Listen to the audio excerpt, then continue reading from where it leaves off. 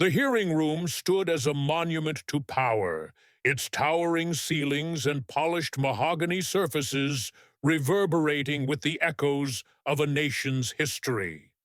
On this day, it didn't hum with the usual buzz of anticipation.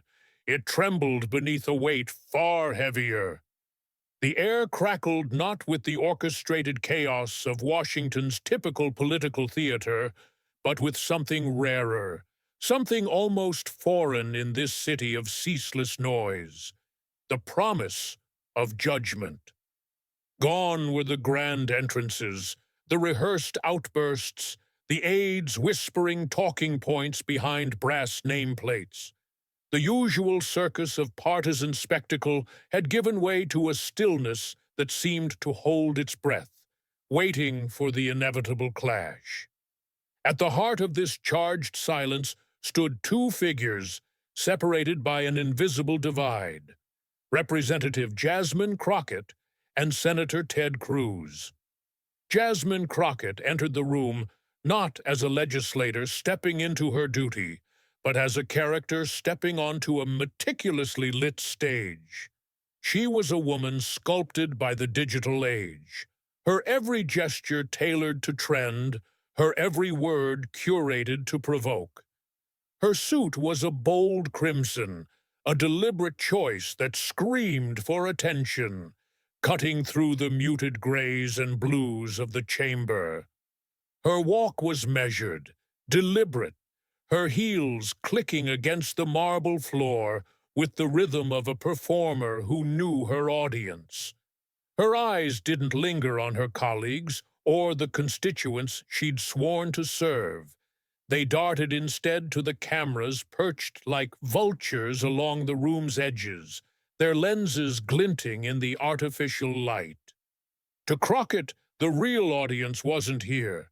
It was out there, millions strong, scrolling through their phones, waiting for her next viral clapback to light up their feeds. She carried herself not with the gravitas of a public servant, but with the swagger of a social media influencer whose currency wasn't competence, but clicks. For Jasmine Crockett, this wasn't oversight. It was stagecraft. And for a while, that carefully honed performance had worked wonders. But today, the script wasn't hers to control. Across the aisle sat Senator Ted Cruz, a man who defied the caricatures his detractors loved to paint. He wasn't here as a soundbite machine, a partisan attack dog, or a proxy for some social media outrage cycle. He was a constitutional lawyer, his mind sharp with precedent, and his memory long enough to distinguish activism from ambition, rhetoric from results. Cruz didn't slouch or fidget like so many others in this room. He leaned forward, his posture rigid with intent, his dark eyes locked on Crockett with an intensity that seemed to pin her in place. He wasn't here to spar for the cameras or chase a fleeting hashtag. He was here to prosecute, and the room knew it. The chamber fell into a hush as Cruz began, his voice steady and sharp, slicing through the stillness like a blade through silk. "Congresswoman Crockett," he said, pausing just long enough to let the weight of her name settle over the room. "Your party calls you a rising star. They say you're fearless, disruptive, necessary." He reached down and slid a document across the desk, a simple, unadorned page with a header that read, "Congressional Performance Summary, Representative Jasmine Crockett."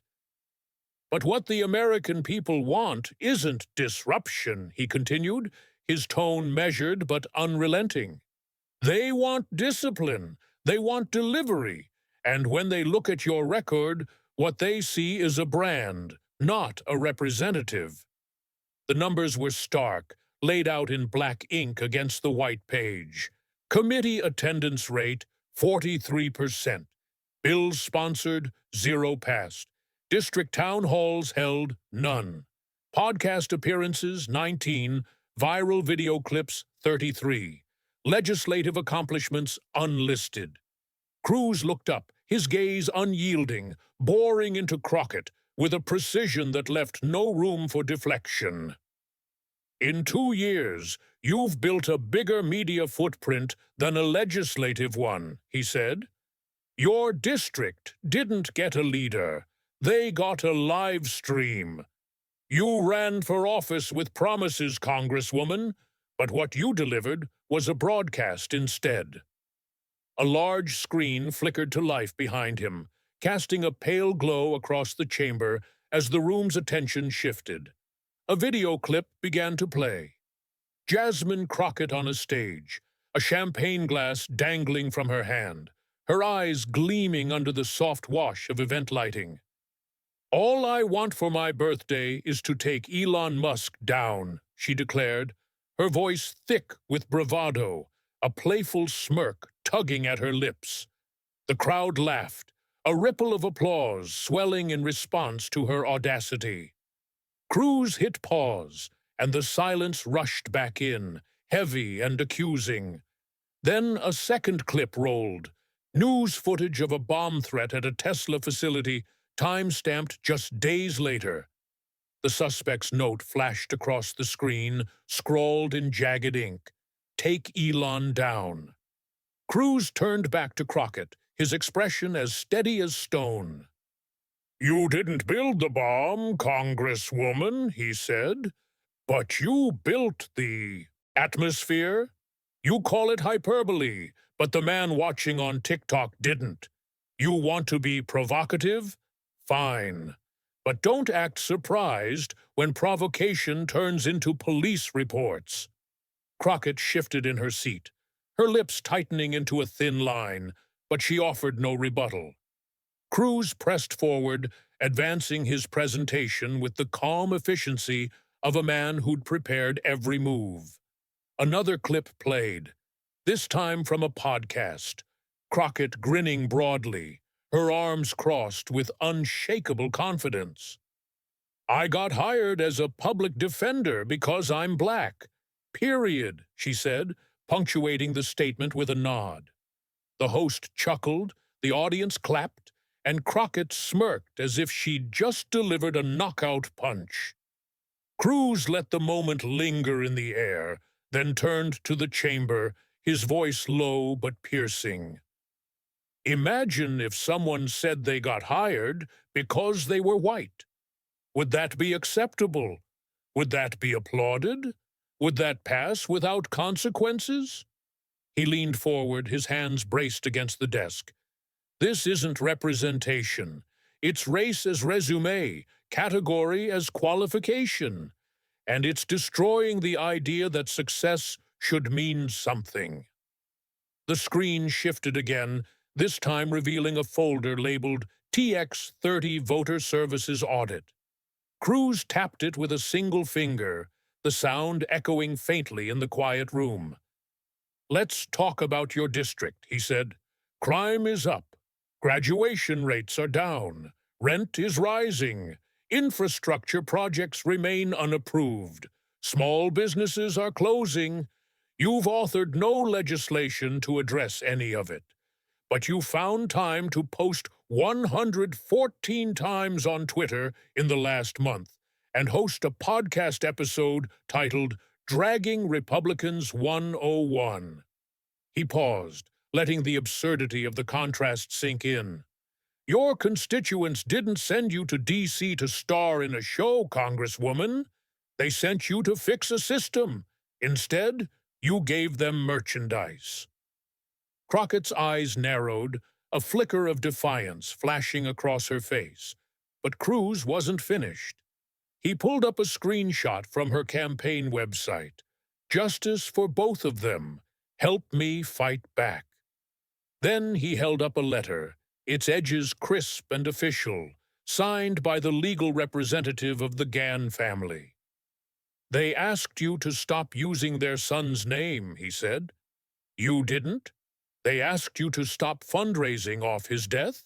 You didn't. Because for you, justice isn't a principle. It's a marketing slogan.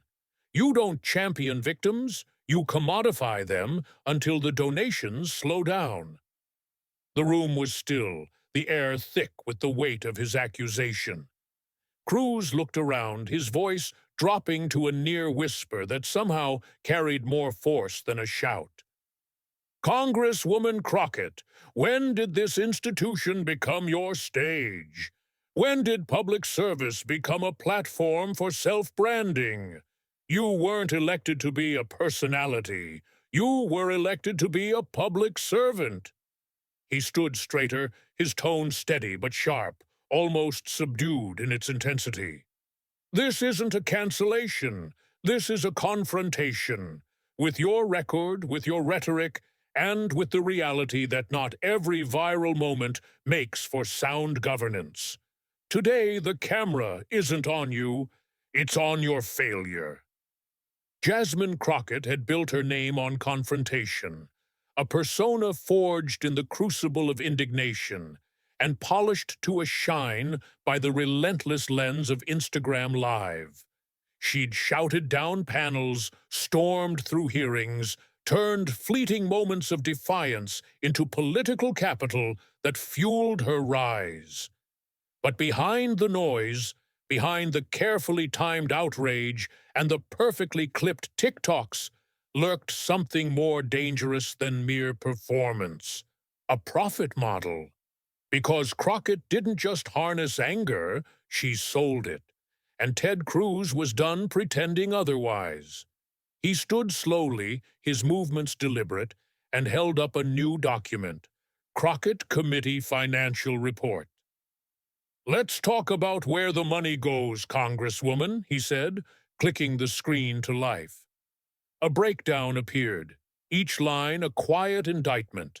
$27,500 to a media branding firm, $18,000 to a community engagement videography team, $8,900 for wardrobe and styling, labeled as district presentation, $4,300 spent on targeted social ads in New York and California, cities far removed from the streets of her Texas district. "These aren't outreach expenses," Cruz said, his voice dry with disdain. "These are brand investments. And while your district waited for leadership, you ran a campaign to expand your influence, not their opportunity." The screen shifted to a screenshot of her website. Rep. Crockett Collection. Bold, unapologetic, yours. T-shirts priced at $32. Hoodies at $55. Mugs for $18. Drag them daily. Bumper stickers for $8.99. Cruz turned to her, his expression unchanging. "How many bills were filed while you were deciding between sweatshirt slogans? How much district casework was ignored while your staff fulfilled merchandise orders? When constituents reached out for help, did they get policy or promo codes?" A murmur rippled through the gallery, a mix of unease and disbelief. "This wasn't representation," Cruz continued. "It was influence peddling, merchandise masquerading as activism." Next came the podcast, Crockett Unfiltered. 22 episodes in 8 months, featuring a parade of campaign donors, celebrity activists, and left-wing influencers, none of whom lived in her district. Cruz held up her FEC filings, the pages crisp and damning. That podcast was promoted using over $43,000 in campaign funds, paid directly to media firms with no declared connection to legislative services, he said. "This wasn't about informing your district. It was about expanding your market. Your voice wasn't your message, it was your product." He clicked again, and a diagram appeared, interlinked packs with shared staff and vendor addresses, a web of financial ties laid bare. Justice Forward PAC. $125,000 to Crockett's media team. Equity Now, $78,000 in ad buys for podcast promotion. Influence. United, $63,000 for speaker appearances. All directed funds to Echo House, a consulting firm tied to Crockett's campaign manager's spouse. What you've built, Congresswoman, isn't an office. It's a closed loop, Cruz said, his voice cutting through the room. A cycle where outrage funds ads, ads boost fame, fame drives donations, and donations fund more outrage. This isn't how public trust works. It's how Ponzi schemes operate. While Crockett's star blazed in the digital ether, her district, Texas's 30th, crumbled in the shadows, a forgotten footnote to her ascent. Cruz pulled up a photo collage, the images stark and unforgiving. On one side, snapshots from her Instagram, luxury gala photos, backstage podcast shots, makeup chairs, designer shoes gleaming under studio lights. On the other, scenes from Texas 30, abandoned buildings with shattered windows, homeless encampments sprawling beneath overpasses, crumbling roads scarred by neglect. These are the pictures of your priorities, Congresswoman, Cruz said, his voice steady but laced with reproach. Your feed is full, but your district is empty. You didn't campaign to serve them. You campaigned to launch yourself. He held up a stack of letters, their edges worn from handling, written by her constituents, pastors, business owners, PTA presidents. We can't reach her, they wrote in tight, frustrated script. She doesn't speak to us unless a camera's nearby. Cruz read aloud, his voice carrying their words into the chamber. She told us she was bringing attention. All we got was hashtags. He looked up, meeting Crockett's gaze. When your own community calls you a ghost, when your own base says they feel used, it's not hate, it's heartbreak. Crockett's congressional record offered no reprieve. 3 bills introduced, a resolution for Social Media Awareness Month, a redefinition of digital engagement language that went nowhere, and a non-binding resolution that died in subcommittee. You've passed nothing, fought for nothing, improved nothing, Cruz said, his tone flat but merciless. You came to Congress with sound and fury and delivered a whisper, followed by a fundraising link. Cruz stepped forward, a red folder in hand, its cover stamped with the words, Senate Ethics Referral, Representative Jasmine Crockett. Mr. Chairman, he said, placing it on the desk with a care that belied its weight. Pursuant to Senate Rule 38.2, I am formally submitting this referral for review. He turned to Crockett, his eyes steady and unblinking. The record is no longer speculative. It is documented. It is public. It is damning. You didn't blur the lines between office and brand. You erased them. The referral listed the charges in precise, unsparing detail. Misappropriation of public resources, use of staff for personal promotion, solicitation of campaign funds through ethically ambiguous content, failure to serve constituents, obstruction of accountability through race-based rhetoric. This wasn't a misstep, Cruz said. It was a business model, one the House never agreed to fund. The chamber was silent, a stillness so profound it seemed to swallow sound itself. Crockett's party didn't rush to her defense. They couldn't. The evidence was too thick, the silence from her district too deafening. Her identity had once been her shield, her armor against scrutiny, but now her conduct was her undoing. Cruz looked her in the eye, his voice calm but unrelenting. You claimed oversight is racism, that ethics are oppression, that criticism is coded violence. But if facts are racism, if audits are injustice, then what, Congresswoman, is accountability? The performance was over. What remained was a district abandoned, an office misused, and a legacy written not in likes or retweets, but in the stark red ink of a Senate referral, a testament to a promise unfulfilled and a trust betrayed.